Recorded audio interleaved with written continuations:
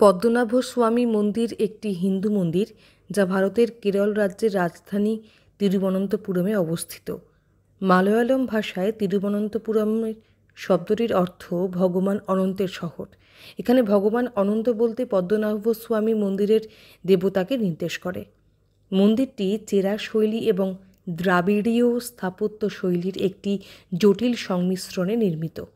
প্রধান দেবতা পদ্মনাভ স্বামী, বিষ্ণু অনন্ত শয়ন ভঙ্গিতে বিরাজমান।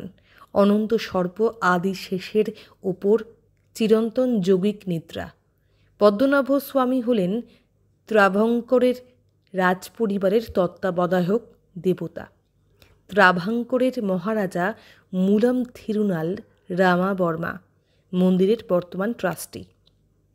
ব্রহ্মপুরাণ, মৎস্যপুরাণ, বরাহপুরাণ, স্কন্দপুরাণ, পদ্মপুরাণ, বায়ুপুরাণ, ভাগবত পুরাণ এবং মহাভারতের মতো বেশ কয়েকটি প্রচলিত হিন্দু গ্রন্থে এই মন্দিরটির উল্লেখ রয়েছে।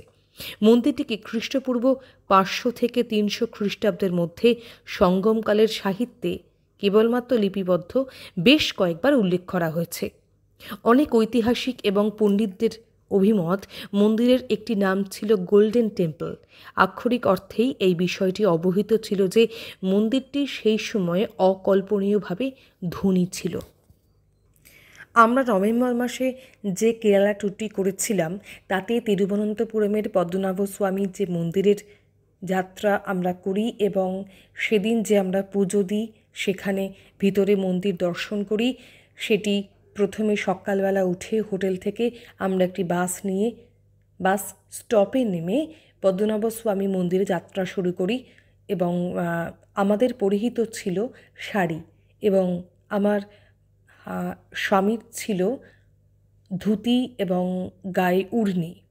আমি বাইরে একটি ফুল লাগালাম, ফুল লাগিয়ে আমি ভিতরে প্রবেশ করলাম।